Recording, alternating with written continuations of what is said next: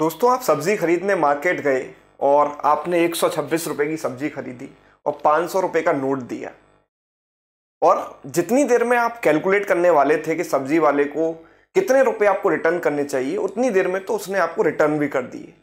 ऐसा आपके साथ कई बार हुआ होगा, चाहे आप ग्रोसरी की शॉप पर जाएं या सब्जी लेने जाएं। कई बार ऐसा आपके साथ हुआ होगा, जितनी देर में आप सब्ट्रैक्ट नहीं कर पाते अपने बेसिक मेथड से, उतनी देर में एक कम पढ़ा लिखा या बिना पढ़ा लिखा दुकानदार भी आपको उतना कैलकुलेट करके वापस कर देता है ना। तो ये वो कैसे करते हैं, तो ये समझ लीजिए, छोटी सी टेक्निक है। इसमें करना क्या होता है, वो रिवर्स सोचते हैं हमेशा। आपने एक चीज नोटिस की होगी, एक पैटर्न नोटिस किया होगा, जैसे कि अगर उसने 126 रुपए की सब्जी आपको दी और आपने उसको 500 रुपए का नोट दिया, तो वो उल्टा चलता है। सबसे पहले आपको 4 रुपए देगा, 4 रुपए दिए तो कितना हो गया, 130 रुपए हो गया, राइट। फिर 70 रुपए देगा, 130 में 70 जोड़ा तो 200 हो गया, और फिर 300 रुपए दे देगा। तो कुल मिलाकर वो आपको 374 वापस कर देता है, और वही इन दोनों के बीच का अंतर है, राइट। तो जब भी आपको सब्ट्रैक्ट करना हो तो आप रिवर्स अगर सोचेंगे तो आप चीजों को मेंटली सॉल्व कर पाएंगे।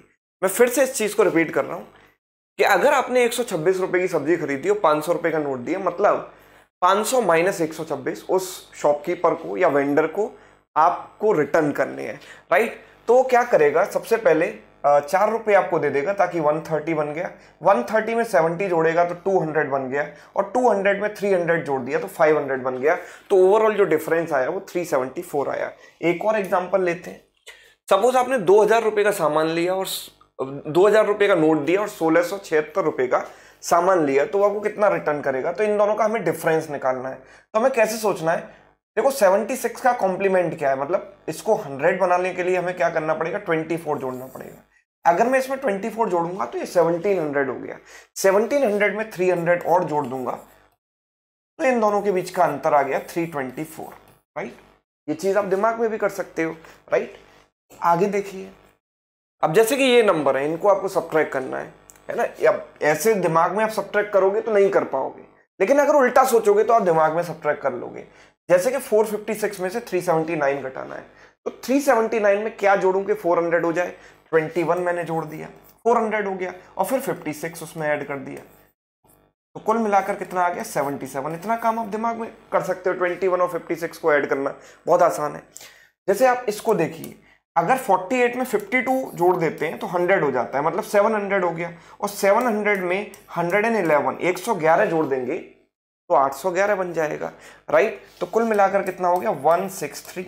इन दोनों का डिफरेंस हो गया, राइट। टेक्निक भले ही छोटी सी है, आपको लगेगा कि सर ये तो वैसे भी हम कर लेंगे, लेकिन ये देखो छोटी छोटी टेक्निक से ही आपकी जो स्पीड है वो बनती है। कहते हैं ना, बूंद बूंद से घड़ा भरता है।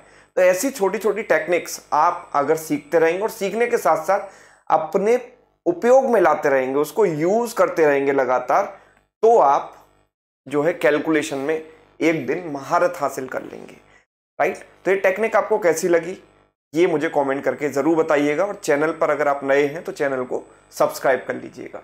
Thank you so much.